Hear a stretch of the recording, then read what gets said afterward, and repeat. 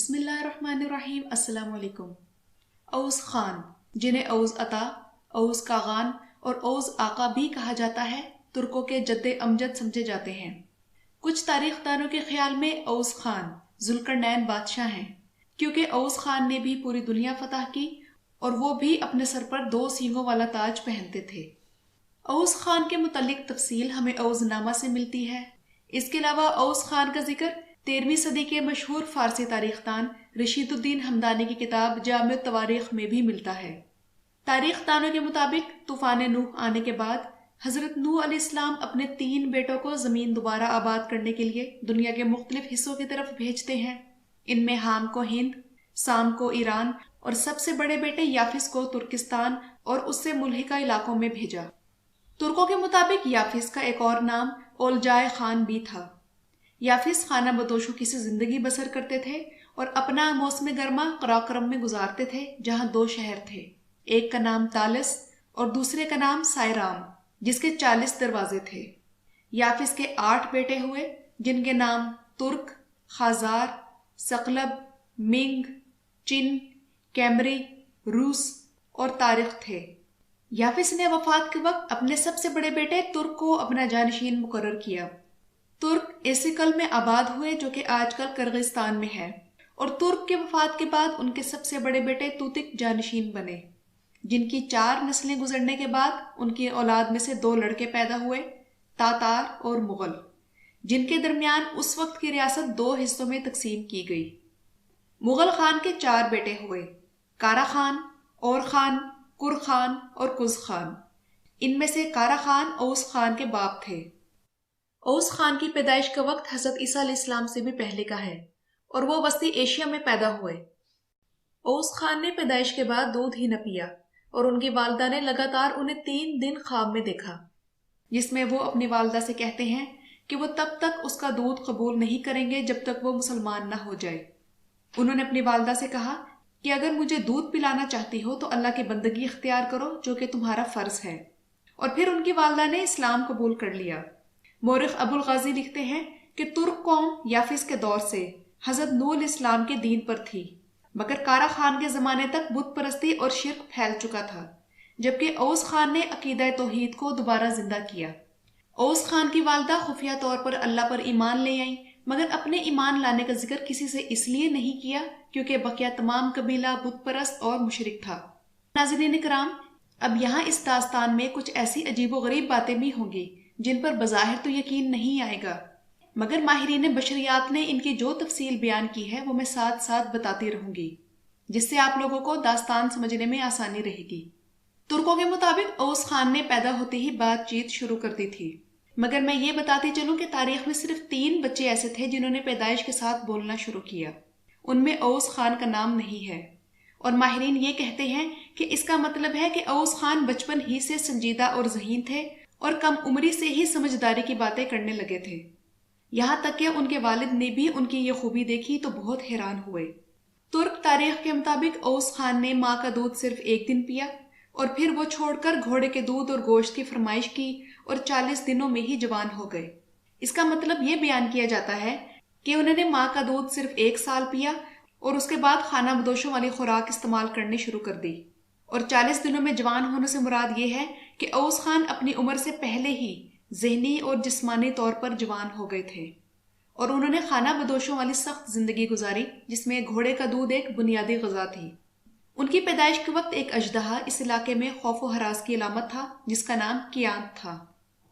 تب اوس خان کی شہرت ایک ماہر تیر انداز، بہترین تلوار باز اور ایک ذہین شخص کی حیثیت سے ہر طرف پھیل چکی تھی۔ اوس خان نے اس اژدہے کو گھیرنے کے لیے ایک ہرن کو مار کر اسے ایک درخت سے لٹکا دیا اور پھر کانسی کے نیزے سے اسے مار ڈالا اور اسٹیل کی تلوار سے اس کا سر کاٹ دیا، جس کے بعد وہ ترکوں کے ہیرو بن گئے۔ ان کے والد ان کے لیے اپنے بھائی کز خان کی بیٹی بیاہ لائے۔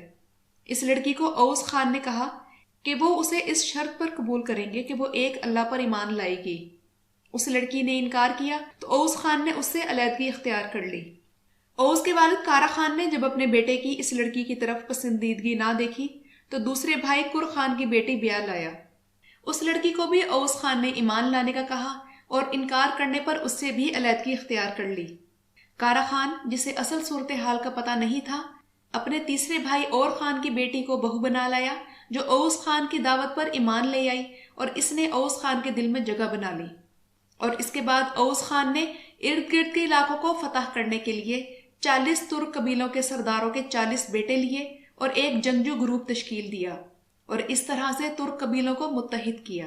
ایک بار جب اوس خان اپنے گروپ کے ساتھ شکار پر نکلے تو کارا خان نے تینوں بہوؤں کو کھانے پر بلایا اور ان سے اوس خان کے متعلق دریافت کیا۔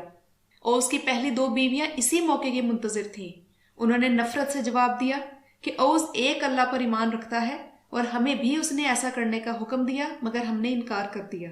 اس پر اس نے ناراض ہو کر ہم سے علیحدگی اختیار کر لی ہے، اور اس کی موجودہ بیوی نے اس کا نیا مذہب قبول کر لیا ہے اور اپنے آباء و اجداد کا مذہب چھوڑ دیا ہے۔ کارا خان غصے سے آگ بگولا ہو گیا اور اوس خان کی تیسری بیوی سے پوچھا تو اس نے صاف انکار کر دیا، مگر کارا خان کو اس وقت اوس خان کی سوتیلی چینی ماں اور سوتیلے بھائی نے بھڑکایا کہ اوس خان اسے تخت سے بے دخل کرنے کی سازش کر رہا ہے۔ کارا خان نے تمام رشتہ داروں اور بھائیوں کو اکٹھا کیا اور کہا کہ میرا بیٹا، جسے میں خوش نصیب خیال کرتا تھا، بے دین ہو گیا ہے اور کوئی دوسرا خدا چن لیا ہے۔ ان سب نے اوس خان کو قتل کرنے کا منصوبہ بنایا اور سپاہی اکٹھے کیے۔ اوس خان کی بیوی نے چھپ کر قبیلے کی کسی عورت کے ذریعے یہ اطلاع اپنے شوہر تک پہنچائی اور اوس خان بھی جنگ کے لیے تیار ہو گیا۔ اس جنگ میں اوس خان نے اپنے والد کارا خان، چچا کر خان اور کس خان کو قتل کیا، اور تمام قبائل نے اوس خان کی اطاعت قبول کر لی، جبکہ اوس خان کی سوتیلی ماں اور سوتیلے بھائی چین فرار ہو گئے، مگر اس کی تینوں بیویوں کے بارے میں یہ معلوم نہیں ہو سکا کہ ان کا کیا بنا۔ اوس خان کی اطاعت جن قبیلوں نے قبول نہ کی، انہیں وہاں سے ہجرت پر مجبور کر دیا گیا اور انہیں دریائے جیہوں سے پرے کی وادیوں میں دھکیل دیا گیا، جہاں یہ کتوں کے کھال پہنتے اور شکار کیا گیا کچا گوشت کھاتے اور غربت اور بدحالی کی زندگی گزارنے لگے۔ ترکمانوں کے مطابق یہ مول وہی منگول ہیں جو اور خان، کر خان اور کز خان کی نسل سے ہیں اور مشرقی اطراف میں رہتے ہیں، اور جس قبیلے نے اس تمام مارکے میں اوس خان کا ساتھ دیا، اوس خان نے ان کا نام یوغر رکھا، جس کا مطلب ہے ترک زبان میں جاگنا۔ ایک بار جب اوس خان اللہ تعالیٰ کی حمد و ثنا کرنے سٹیپس کے میدان تک گئے تو انہوں نے آسمان سے ایک خوبصورت عورت اترتے دیکھی۔ اوس خان نے اس سے شادی کی اور اس سے اوس خان کے 3 بیٹے ہوئے، گن خان، آئے خان اور یلدیز خان۔ اس کے بعد ایک بار پھر اوس خان شکار پر نکلے تو جنگل میں ایک خوبصورت لڑکی دیکھی، اس سے بھی انہوں نے شادی کی اور 3 بیٹے پیدا ہوئے، گوک خان، داغ خان اور دنیز خان۔ ان بیٹوں کی پیدائش کے بعد اوس خان نے ایک جرگہ بلایا اور تمام سرداروں کو مدعو کیا اور ان سے یہ خطاب کیا، میں تمہارا خان ہوں، آؤ سب اپنی تلواریں اور ڈھالے لیں، خدائی طاقت ہماری نشانی ہے، سرمئی بھیڑیا ہمارا جنگی نعرہ ہے، سورج ہمارا جھنڈا اور آسمان ہمارا خیمہ ہے۔ پھر اوس خان نے زمین کے چاروں طرف اپنے قاصد بھیجے اور ہر طرف کے بادشاہوں کو اپنا خط بھیجا، جن میں انہیں اپنی اطاعت کرنے کا حکم دیا گیا تھا۔ زمین کے مشرقی طرف کے بادشاہ آلتون خان نے اطاعت قبول کر لی، مگر مغرب کے بادشاہ ارم خان یعنی رومن نے انکار کر دیا، جس پر اوس خان نے اپنی فوج کو مغرب کی طرف پیش قدمی کا حکم دیا۔ ایک رات بھوری رنگ کی کھال والے ایک بھیڑیے نے اوس خان کو کہا کہ ارم خان کے خلاف میں آپ کی فوج کی رہنمائی کروں گا اور راستہ دکھاؤں گا۔ چنانچہ وہ بھیڑیا ترک فوج لے کر چلا اور دونوں فوجوں نے دریائے وولگا کے قریب جنگ لڑی، جس میں اوس خان جیت گئے۔ اس کے بعد اوس خان اور اس کے 6 بیٹوں نے فوج کے ساتھ بھیڑیے کی رہنمائی میں ترکستان، ہندوستان، ایران، مصر، عراق اور گریٹر شام فتح کیا اور تمام زمین کے خان بن گئے۔ ناظرین کرام، بظاہر یہ ایک افسانوی اور ناممکن بات لگتی ہے کہ بھیڑیا رہنمائی کا فریضہ سر انجام دے، مگر ماہرین بشریات کے مطابق بھیڑیا ایک علامتی جانور ہے، اور بھیڑیے کی رہنمائی کرنے کا مطلب یہ ہے کہ اوس خان نے لڑائی کے نت نئے طریقے اور ٹیکنیک سیکھی اور پھر انہیں استعمال کرتے ہوئے پوری دنیا کو فتح کیا۔ اس کے بعد اوس خان نے ہندوستان، ہنگریا، باشکرد، دیار بکر، اناتولیا، فرنگ یعنی یورپ، داغستان، خراسان اور قراقرم بھی فتح کیا۔ اب ہم بات کرتے ہیں اوس خان کی اس مہر کے بارے میں جسے آپ دیرلش ایرترول میں دیکھ چکے ہیں، اور ہم سب جاننا چاہتے ہیں کہ آخر اس مہر کی کیا خاص بات ہے۔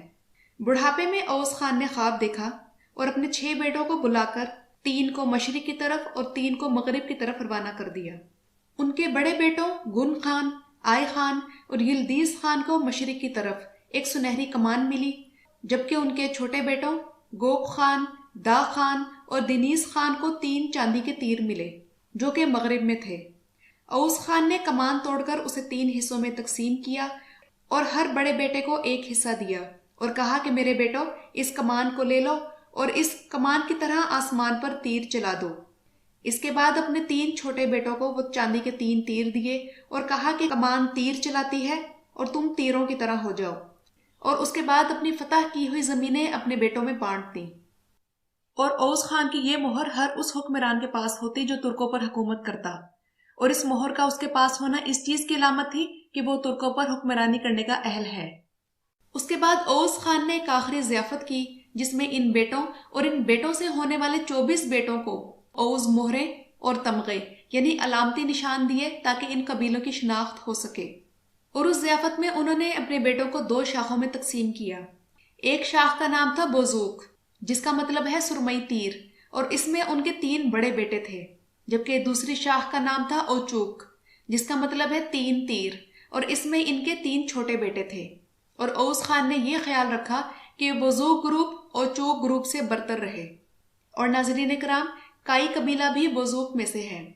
اور اس آخری جرگے میں اوس خان نے اللہ کا شکر ادا کرتے ہوئے یہ کہا کہ میں نے آسمان کے رب کا فرض ادا کر دیا۔